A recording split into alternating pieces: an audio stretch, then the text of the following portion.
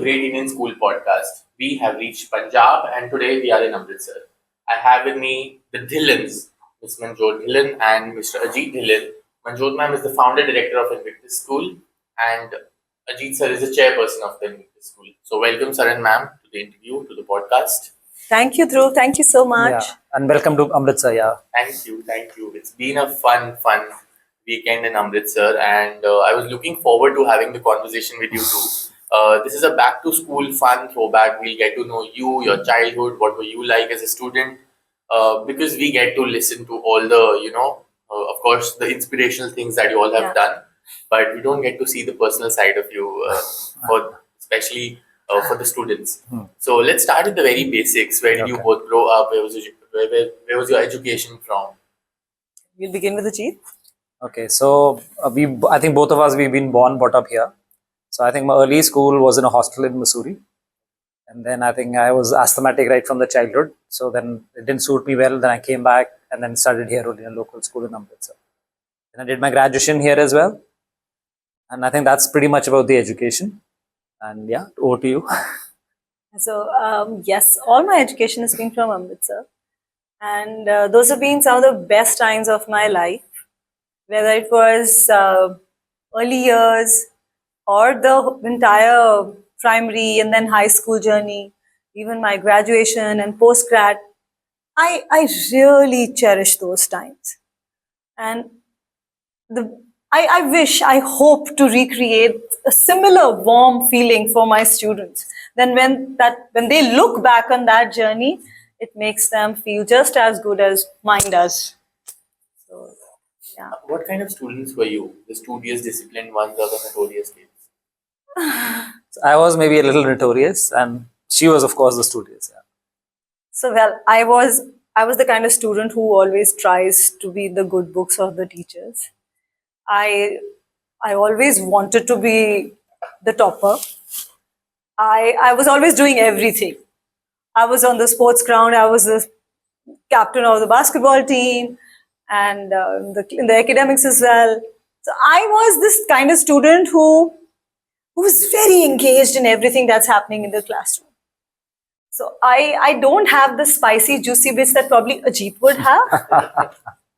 But still, so we always talk about this. She's like, you tell me a story. I said, come on, I've told you, we've been together for so long. I said, I've told you all the stories. She's like, no, but still I'm sure you must be having some other, because she's like, I don't have any of the stories. I was just studying and that's He's not sharing right now, but he has a lot to tell. Would you mind sharing something with us? No, I've shared. So any particular mischief that you pulled off or any particular punishment? So क्या होता है कि sometimes teacher को ऐसी punishment देते हैं जो पूरी उम्र याद रहती है. So like for me, our whole class got rusticated once because we bunked the whole class bunked our maths class. So any particular story with you? I have that story though. Okay. So I have a twin brother. Okay. So we were in grade 2 that time. And times were different. The way teachers approached even corporal punishment was a little different that time. So how it used to work was teachers were like, okay, I'm going out of the class for a bit and the monitor has to keep a watch that there's no mischief happening.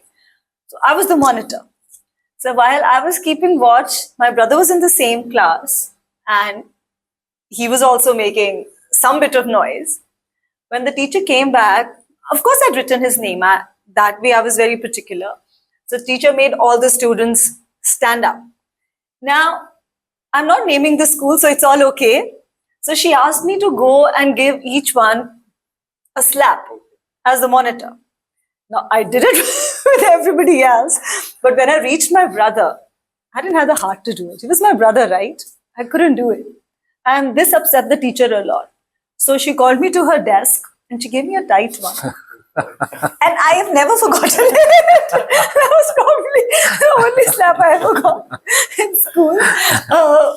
But I don't know, somehow there's something about learning when you enjoy it. Even a slap feels okay. And it's one of the better memories that I have in life now. So it's fine. About you? Oh, there are many, so I don't want to get into that. Yeah, so yeah, I've been, I think, a naughty child, and yeah, ever bunked the school? Yeah, we've done everything. So I better not put it on camera. It's Okay. Also, I was discussing it the other day with Parinya that we see that a school's culture is very much a reflection of the principals and the founders and the directors of the school. Who laid the foundation of the school. We can feel that vibration, that energy, the vibe, that as we call it, in the school. So, what do you think the school says about you? If we look at Invictus, it's a beautiful, beautiful school, and the culture is very visible. It's very hospitable. So, what element of your personality do you think shines the most in Invictus? Well, I'm pretty sure it's courage and risk taking. Okay. We never shy away from taking risks, and you'll see that in all my students, all my teachers, trying new things and not being daunted by the prospect of failure. So we've built that culture of embracing failure, because when you're trying something new, failure is just a natural corollary of the same. I think it's courage and risk taking. We've done a lot of new things. A lot of people, when we started doing those things, discouraged us, warned us. That's not your territory. Don't go there. Play it safe. But we've done it regardless. And I won't quantify it in terms of success. We've been successful in our own way. What's been most enriching is the experience. We've learned so much from that risk taking, and we've become who we are because we dare to do new things. That's what I feel. So I think when we talk to our co-school owners also, they'll always like, why are you doing so many things? If you have one curriculum and one extra, that's it. But here I think we're offering whatever is possible. So I think right from the beginning, like her thing was, like being Amritsar, I think if you go 10 years back, when we actually started the school, there were hardly any opportunities for children who are in our city. So her only thing was to get whatever is possible. If a child sitting in Delhi, Mumbai, a metro has the advantage, we should give the same opportunities to the children in Amritsar. I think so that was our driving force rather than anything else. So this is like, if whatever is available, we should provide that to our children. See, growing up, we got everything. I don't really have any complaints, because you've got to make the most of what you have. And that's a way of looking at life. So I'm not saying my education was perfect, but I tried to make the most of it. But as you grow up, you do realize that there is so much more that my peers in bigger cities had. And I wasn't even aware of that. So I wanted to fill that gap. That now it's about time Amritsar comes at par with those cities, the bigger cities, or globally, any city. We've been trying to put in our own small efforts in that direction. Tiring? It's very fulfilling. Yeah. It's not There's tiring. a lot of hard It's work, energizing. but yeah, fulfilling, yeah. It's energizing. I'm not saying that you never have your lows. You do have your lows. It's very natural. It's very, very natural. Sometimes you hear something and that breaks your morale. But your work is something, it energizes you. Once you get down to working again, I think I found my purpose.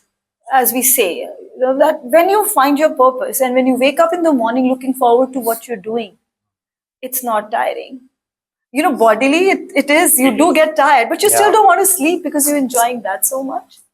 Lucky enough to be able to say that. Great. So, it's all known to us that you both are, very big feminists. So, just one very direct question that I'll ask to you is education patriarchal? It is. It is? It is. It is.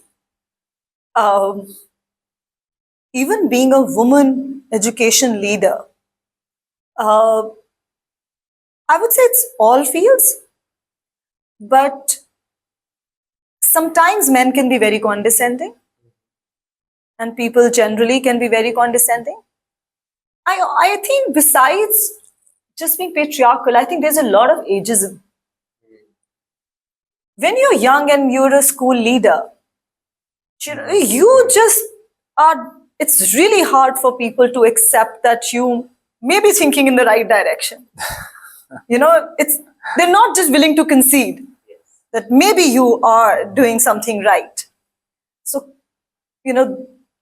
combined, both of them, these can be great challenges. So yeah. According to you, especially since you have been with her through the highs and the lows and everything that has come in, you've been together for how many years now? So we've been together for 28 years. 28 years. Yeah. Wow. Married So for 20 Together. and together for 28. That's Yeah. more than half your Yeah. life. Yeah. So you know each other in and out really well. So when it comes to mansplaining, a lot of times especially older men, they have the habit of just neglecting a woman's opinion. So in that situation, how do you help her out in that? I think when we started in the beginning, there was a little bit of thing, but then I think gradually she took very good control of it. So I remember when we were starting the school, so whatever the vendors, everyone, people were coming, even though she was sitting in the main chair, I was sitting on the side ones, they still used to address to me. Yeah. They were not talking to her.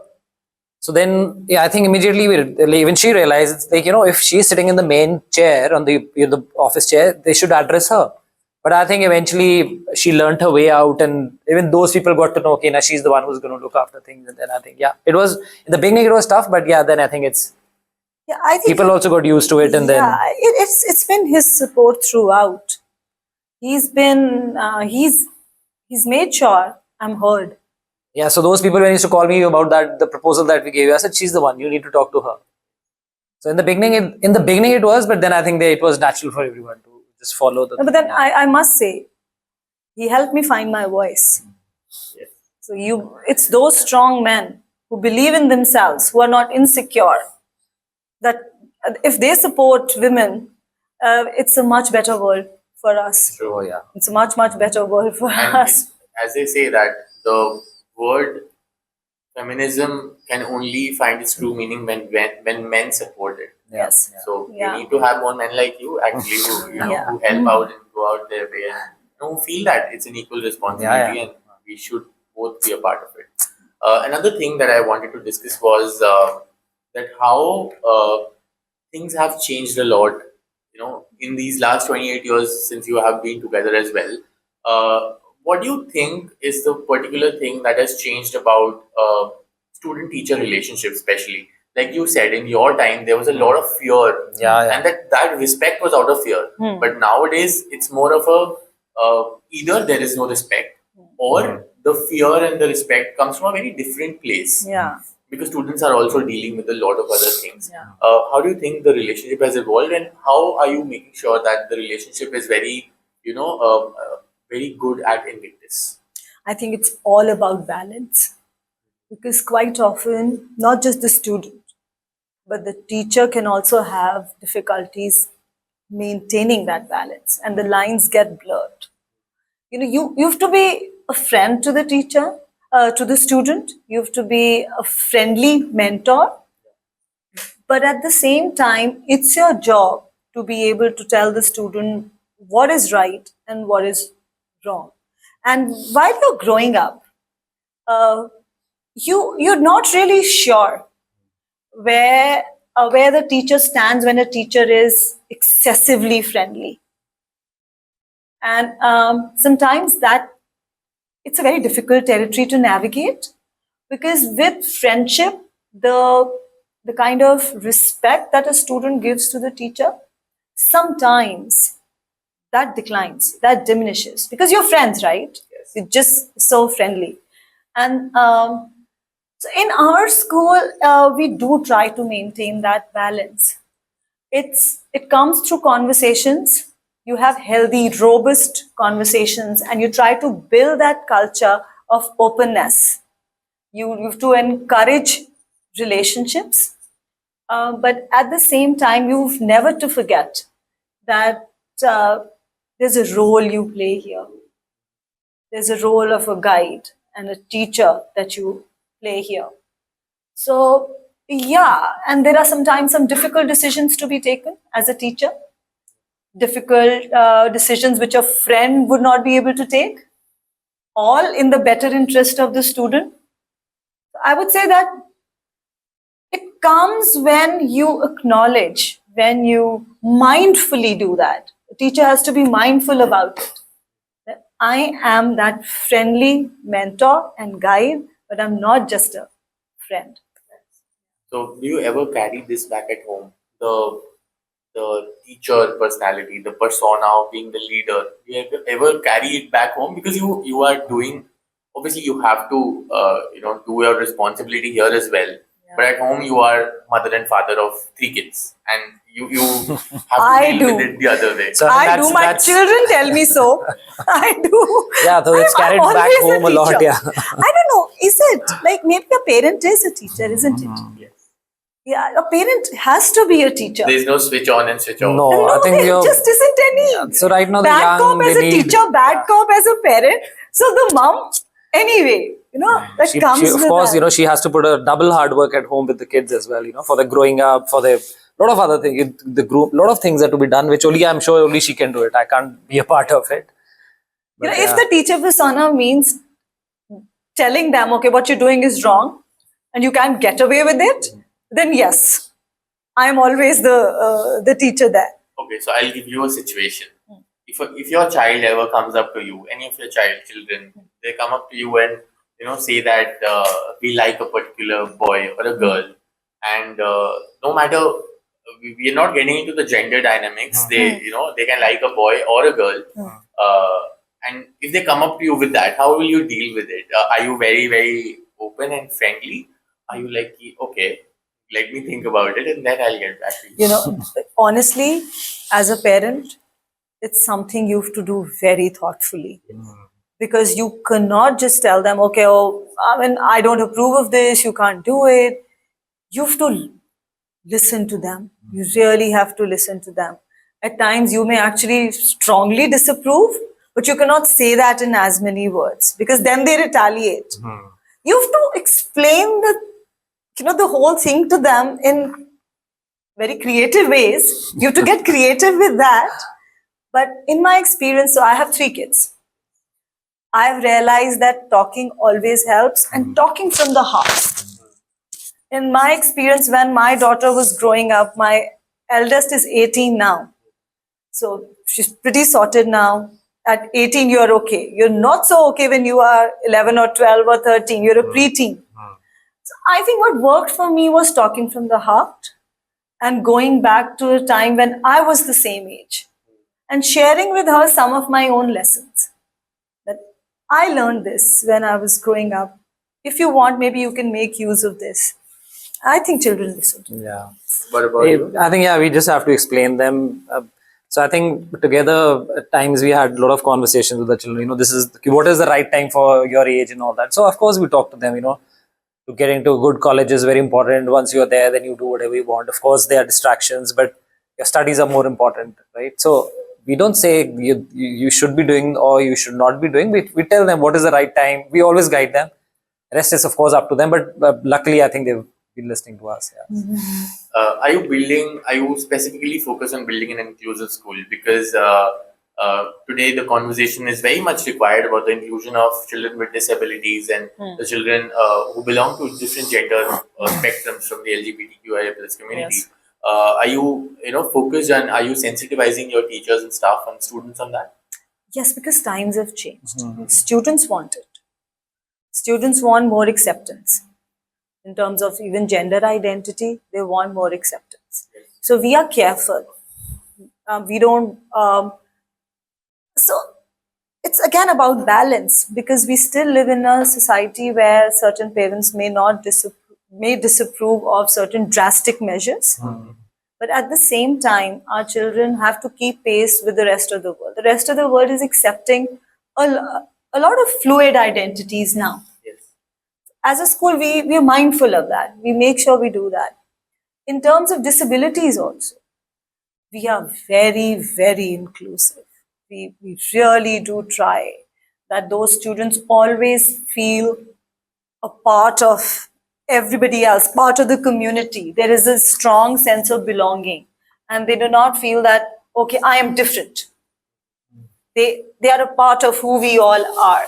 Whether it is it's the annual day, you won't realize that some of them have special challenges, but they are right there on the stage doing everything or in the classroom. The teachers are making sure. So we do try to use a lot of universal design for learning. UDLs. Yeah, UDL. So that empowers the teachers Yes. to be more inclusive in the classroom, the teaching to be more differentiated. We do try. Great. So, quick rapid fire to end the things. I'll just ask questions. You both can give me quick answers for that. Your favorite subject in school? Both of yours. Literature. Mine was Literature. literature. What about you? I don't know. English, okay. And history. English, was it because of the teacher? Maybe. Nice. So my next question was, do you ever had a school crush No. that you confessed or not confessed? So I was in school. I was in grade 11 when I met him. So here's my school crush. Oh, nice. Yeah, we were too young, I think, when we met. So yeah, that's it. Not the English teacher? Nice. If not for an educator, what would you have pursued as a career? So I'm into other things also. Yes. For me, I'm anyway into real estate, and I have some like petroleum business and 4-5. I have other things. I am anyway doing that. So school is more of a her thing. Yes. So she may give you the right answer then. What about you? So actually, I aspired to be an IPS officer. That is what really fascinated me. I wanted to go into the Indian Police Services. So yeah, I did want to do that. Did anyone ever tell you that you should become a model? Yeah. No, sure I you did. haven't heard it. No. No, I have not. Surprising. Also, your favorite different dish that you got? Maggie. You like Maggie? I It got love very cakey Maggie. and all. No, वो ठंडी भी होती थी if Mama used to give. I just used to love it. I was telling you the other day कि मम्मा की वो ठंडी Maggi कितनी अच्छी लगती थी. I think that our times were very simple when we were young. और मम्मा देती भी कभी-कभी थी ना. Yes, So very the rare charm. Maggie. हाँ. So nowadays, when our kids every day they want a different thing in their tiffin, and we were talking, yeah, when we were young, we had only one thing every single time. It was just the one paratha, and that's it. Yeah. I said that's what you were telling me. I said when we were young, we always had the same thing. As special days of like Maggie or some burger, then 99% of the time it was the same food, and we were very happy. We never complained. And these guys they want new tiffin every time. But Every day. times have changed. Yeah. Yeah. Your favorite cartoon character or any literature character for you? There was any? Comic books? Okay, comic book. I was really not into comic books, except that I did like Chacha Chaudhary a lot. I did like Chacha Chaudhary. So I have read my fair share of Sidney Sheldon's as well. Nice. I do like Arundhati Roy's work a lot. One of the first books that left an impression on me so much so that I could not move on to another book was The God of Small Things. So the characters in that movie, especially the twins, I think I really like them. What about you? So for me, I think cartoon. I don't remember much of mine, but with the kids, I've seen lots. I remember that. What was that? The King Thistle. The Old King Thistle. Old King Thistle. The children used to. I forgot the series. What's it called? I don't remember. Even I don't remember. So there's this very. There's a king and they has 2 children, and then they're always making the king do something or the else. Okay. As at times my kid used to tease me, "You are this old King Thistle," you know. But they're very like. I think that I'm not remembering the name of that series, the cartoon series, but they're very like knowledgeable as well. You know, the world affairs, how you deal with them, what you do, what you don't. So yeah. I think Peppa particular- Pig, you watched a lot of Yeah, Peppa. Peppa Pig also watched with the kids. Yeah, Yeah. when they were young.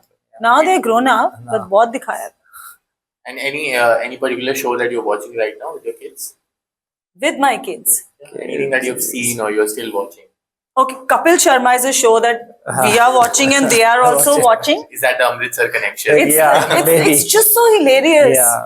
I think that's the other day we were talking.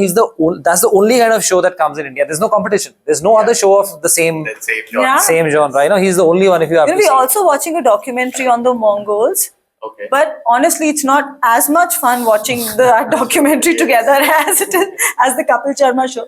In fact, my kids are always making fun of the fact that every time Ajit watches that show, he needs his inhaler. He's asthmatic. He I laugh laughs too so much and then I have to take a he gets out. No, of so that. one thing we do together is whenever we are driving, so we listen to a lot of podcasts. A lot of podcasts. Yeah. History podcasts. History podcast or some council like the admissions podcast. So I So think we all of us are listen- interested in history. So now lately, whenever we've been driving, we stopped listening to songs. Songs are boring. You lose the interest. But podcast, everyone's interested listening to it. So I think recently we've been listening So see, to that we a have lot. kids That's a from unique family thing to do. Yeah, yeah. Listening Yeah. to podcasts. Yeah, yeah. The thing is, see, they are all from different age groups. Yeah. Eldest is 18, then the younger one's 14, and the youngest is 11. That's the only thing we can reach a common consensus. Podcast. Yeah. Gaane to har kisi ki you know, the middle one, she likes Bollywood songs. The elder one doesn't want any songs in the car. So the son doesn't like Hindi songs. He prefers the English ones. We like Punjabi songs. So this is no concept. This is the only thing we all. Podcast pe So we heard this book, which one is The Sapiens, last for a long time, I think. Yeah. So we were just. So it's good. Then you pause and then you talk to each other. You know what was it about. So it gets them talking. Yeah. You hear some wonderful insights from them. Their take on what the author is saying. Nice. And one final question to end it. One book or show or film that you would recommend that every student should watch or read. books, I'm sure you will tell. Show. You might have seen a film or something back in the day. Or It's still. been a while now. Yeah, there are many actually. But yeah, since Ajit's mentioning Sapiens, I think Sapiens it's really good. It's really, really good. Anthropological and historical view of the world. Yeah, there's too much of knowledge on the world in that book, take. actually. Yeah, very unique take. Yeah, I think it is great. Yeah, it's all facts, and you'll be amazed to know the same facts, which have been there for hundreds and thousands of years. Okay. Yeah. All right. Thank you so much. Thank you. It was lovely talking to you. Thank you. Same Thank you. here. It was such Oh, a yeah, pleasure. yeah. Thank It you, was Dhruv.